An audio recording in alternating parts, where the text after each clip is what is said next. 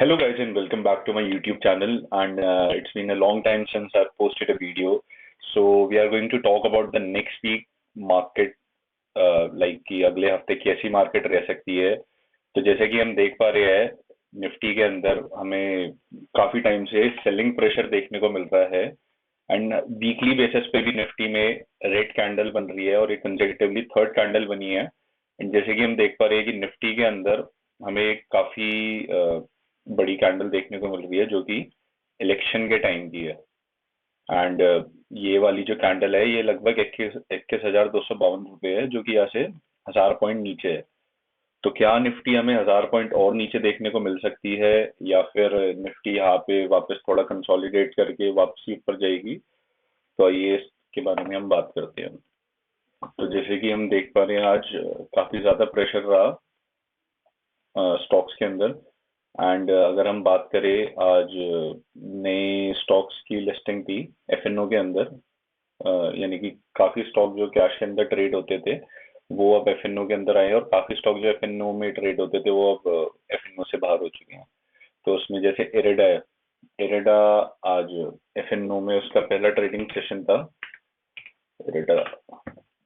तो जैसे कि ये कैश का है इरेडा, तो इसमें हमें लगभग 6.5% का लॉस देखने को मिला। एंड वापस अगर हम जैसे निफ्टी पे आते हैं तो निफ्टी की अगर हम बात करें, निफ्टी के अंदर एक काफी लंबा ट्रेंड जो चल रहा था डेली के अंदर अगर हम देखते हैं, ये देखिए लगभग 15 जून 2022 से फिर 27 मार्च 2023। तो अब ये निफ्टी जो है यहाँ पे आने का हमें इंडिकेशन दे रही है। ऑल दो किसी को श्योर नहीं कि मार्केट इतना नीचे आएगी नहीं आएगी, पर मार्केट में काफी बात हो रही है लोगों की कि शायद निफ्टी नीचे आ सकती है। ऑल दो अगर हम बात करें आरएसआई की, तो डेली पे जो आरएसआई आ रही है वो आ रही है लगभग 22.5, जो कि 30 के नीचे ओवरसोल्ड हो जाती है। अगर आपको आरएसआई के बारे में नहीं पता तो आप गूगल पे जाके सर्च कर सकते हैं कि अगर आरएसआई डेली की 30 के नीचे आती है तो ओवरसोल्ड हो जाती है और 70 के ऊपर जब जाती है तो ओवरबॉट हो जाती है। तो इनका पैरामीटर 70 एंड 30 के बीच में होता है। तो उसी के बीच में अगर चलता रहता है तो ज्यादा बेटर होता है, नहीं तो फिर आपको वोलेटिलिटी देखने को मिलती है। तो अगर हम मंथ के चार्ट पे भी देखें तो निफ्टी कंसेक्यूटिवली हर मंथ लाल कैंडल ही बना रही है। पहला महीना क्या कहते हैं, सितंबर के बाद से एक भी महीना ऐसा नहीं रहा कि निफ्टी प्रीवियस मंथ के क्लोज से ऊपर बंद हुई हो। ये आपको देखने में लगेगी अक्टूबर, नवंबर, दिसंबर, जनवरी और अब ये फरवरी। तो कोई भी बंदा जो ज्यादा चार्ट भी नहीं देखता वो भी आपको देख के बता देगा कि 21,200 रुपये तक निफ्टी आ सकती है। पर ऐसा देखिए बहुत बार नहीं भी होता क्योंकि ऑलरेडी जो मार्केट है वो ओवरसोल्ड में चल रही है। पर अगर हम लॉन्ग टाइम फ्रेम की बात करें तो आपको एक अच्छी सेलिंग देखने को मिल सकती है। ये जरूर हो सकता है कि एक्सपायरी के चक्कर में 2-3 दिन ये बाजार को होल्ड करे एंड सडनली मारे। तो जैसे कल निफ्टी, बैंक निफ्टी, एनएससी की एक्सपायरी थी, तो उस चक्कर में ये देखिए ज्यादा हमें वॉलेटिलिटी देखने को नहीं मिली स्टॉक्स के बजाय। मतलब स्टॉक्स में थी पॉलीकैब, के ई आई एंड हेवल्स। एंड अगर हम निफ्टी की बात करें तो आप देखिए कि ज्यादा से ज्यादा 100 से 125 पॉइंट की रेंज थी एंड मार्केट उसी के बीच में ट्रेड करता रहा। एंड सडनली आज गैप डाउन ओपनिंग देखने को मिली हमें 125 पॉइंट की एंड ऑलमोस्ट वही पे हमें हाई देखने को मिला। यही अगर हम निफ्टी का 15 मिनट का चार्ट देखते हैं तो ये देखिए, 1 सेकेंड।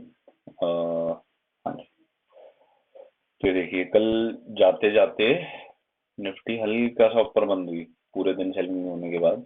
एंड जैसे ही आज बाजार खुला स्टार्टिंग के 15 मिनट में ही 100 पॉइंट और माइनस हो गया था बाजार, यानी कि लगभग 200 पॉइंट माइनस।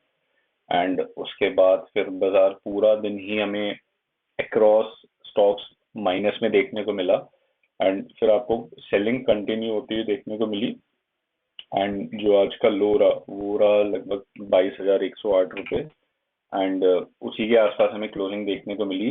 तो मोस्ट प्रॉब्ली अगर आपको निफ्टी एक बार हल्का सा ऊपर देखने को मिलती है तो आपके लिए एक सेलिंग अपॉर्चुनिटी है, क्योंकि बाजार सेल ऑन राइज की तरफ चल चुका है। अगर हम डेली पे भी ये देखिए, चार्ट लगा के देखें, लाइन लगा के देखें, जैसे कि अब कोई ये वाली ट्रेंड लाइन दिख रही होगी, यहाँ पे निफ्टी ने कितना ज्यादा रिस्पेक्ट करा। जो फॉलिंग ट्रेंड लाइन आ रही थी, यहाँ पे भी ऑलमोस्ट वही का हाई लगा, जो अपवर्ड वाली थी और जो फॉलिंग वाली थी।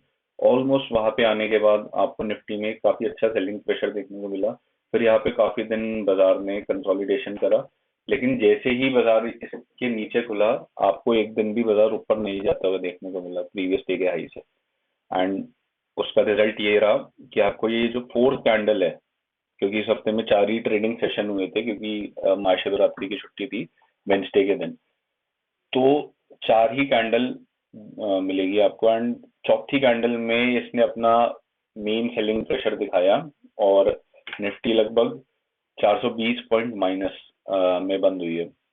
वही अगर हम बात करें बैंक निफ्टी की, बैंक निफ्टी कंपैरेटिवली इतना सेलिंग प्रेशर में नहीं रहा। उसकी एक ही वजह है, और वो है आपका HDFC बैंक। HDFC बैंक लगभग 2.25% प्लस बंद हुआ। एंड बैंक निफ्टी में HDFC बैंक की जो वेटेज है वो बहुत ज्यादा है, नंबर 1 पे है, और निफ्टी में भी ऑलमोस्ट फर्स्ट या सेकंड पे आती है अगर रिलायंस से आप उसको हटा दो तो उसी चक्कर में आपको ज्यादा सेलिंग प्रेशर नहीं देखने को मिला बैंक निफ्टी के अंदर। ऑल्दो बैंक निफ्टी में भी गैप डाउन ओपनिंग हुई थी। एंड अब नेक्स्ट फर्दर जो मूवमेंट आ सकती है वो आएगी इसके 47,800 के नीचे। जैसे ही बाजार इसके नीचे चलता है 47,800 के नीचे, तो आपको फर्दर सेलिंग प्रेशर देखने को मिलेगा। और जो इलेक्शन दिन के लो थे यानी कि 46,000, तो लगभग आपको 1,500 से 2,000 पॉइंट की फॉल बैंक निफ्टी में भी देखने को मिल सकती है। बस एक पॉइंट आप हमेशा याद रखना कि अभी बैंक निफ्टी की जो RSI है वो लगभग 37.5 के आसपास चल रही है। तो टेक्निक मतलब इसके हिसाब से बात करें तो अभी ओवरसोल्ड में नहीं आई। तो स्कोप जो सेलिंग का ज्यादा है वो निफ्टी और बैंक निफ्टी में, वो बैंक निफ्टी में ज्यादा है, क्योंकि अभी ओवरसोल्ड कैटेगरी में नहीं गया है। एंड जैसे ही ओवरसोल्ड कैटेगरी में आएगा तो ऐसा हो सकता है कि आपको अब उल्टा देखने को मिले कि निफ्टी तो स्टेबल है और बैंक निफ्टी में फॉल आ रही है, या फिर बैंक निफ्टी तेज हो रही है और निफ्टी में आपको फॉल देखने को मिल रही है। अब ऐसा हो सकता है थोड़ा कम हो जाए कि दोनों में एक साथ बहुत ज्यादा मेजर सेलिंग प्रेशर आ रहा है, क्योंकि जो बैंकिंग स्टॉक्स है वो इतना सपोर्ट नहीं कर रहे, बजाय बाकी जो दूसरे सेक्टर के स्टॉक्स है उनमें ज्यादा सेलिंग आ रही है। और अगर बैंक निफ्टी में टॉप लूजर की बात करें तो वो इंडसइंड बैंक था हमेशा की तरह। एंड PNB में भी आपको अच्छा सेलिंग प्रेशर देखने को मिला। मेन सेलिंग प्रेशर देखिए बैंक निफ्टी में तभी आएगा जब ये दोनों हाथी नीचे जाएंगे, ICICI बैंक और HDFC बैंक। तो ले देखिए देखिए बात अभी इतनी है कि सेल ऑन राइज का बाजार है, नो डाउट, बट कॉशियस होके आपको पोजीशन बनानी चाहिए। एंड कोशिश करके अगर आपका इंट्रा डे में ही प्रॉफिट या लॉस निमट रहा है तो इंट्रा डे में ही पोजीशन बना के चाहिए, क्योंकि वॉलेटिलिटी इतनी ज्यादा है। अगर हम बात करें डाउ जोन या USA मार्केट की, नैस्डैक जो है वो लगभग 2.5% डाउन था, 500 पॉइंट डाउन, काफी टाइम बाद डाउन हुआ था। एंड उसी के चक्कर में जो IT सेक्टर है उसमें भी हमें बड़ी सेलिंग प्रेशर देखने को मिला। ये देखिए 1.5%, 3.5%, 2.5%, मतलब अगर आप एक एवरेज निकाले तो 2-2.5% से नीचे कोई स्टॉक आपको दिखेगा ही नहीं, एक दो स्टॉक को छोड़ के, कोफोर्ज एंड आपका ये कोफोर्ज को ही छोड़ के, नहीं तो टेक महिंद्रा, अक्रॉस जितने भी IT में मेजर स्टॉक है, ये देखिए ये भी हाई से पलट रहा है। तो देखिए 100 बात की एक बात, जो मार्केट से पैसा कमा लेता है आदमी उसी को ही मानता है। तो थोड़ा कॉशियस होके काम करिए। एंड ये प्राइसेस अब ऐसे आ रहे हैं मार्केट के अंदर कि बहुत अट्रैक्टिव है। एंड ज्यादा सेलिंग आ भी इसलिए रही है क्योंकि हम लोग ही ज्यादा बेच रहे हैं। इट्स नॉट अबाउट कि DII ज्यादा बेच रहे हैं या FI ज्यादा बेच रहे हैं। हम लोग एज ए रिटेल इन्वेस्टर काफी लोग प्रेशर में बेच रहे हैं, क्योंकि लोगों के 5 से 6 साल के जो पोर्टफोलियो है वो माइनस में देखने को मिल गए हैं। एंड प्रॉब्लम यहाँ पे लोगों को सबसे बड़ी क्या है, लोगों ने अभी तक मंदी देखी नहीं है। जो एक्चुअल में मंदी होती है वो अगर आप देख लोगे तो शायद आप मार्केट में काम भी नहीं कर पाओगे। एंड ये मार्केट का नेचर है, ऊपर जाएगा तो नीचे भी आएगा, चाहे बाजार में काम हो नहीं हो। बहुत बार ऐसा भी देखने को मिलेगा कि बाजार में काम नहीं है फिर भी मार्केट ऊपर जा रहा है, और बहुत बार ऐसा हुआ बाजार बहुत तेज है, स्टॉक मार्केट में कुछ ज्यादा मूवमेंट नहीं देखने को मिल रही। तो मेरी राय बस यही रहेगी, कॉशियसली काम करिए। एंड अगर आपको मेरी वीडियो में कुछ इन्फॉर्मेटिव या कुछ नया सीखने को मिला तो please like share and comment करना। Thank you.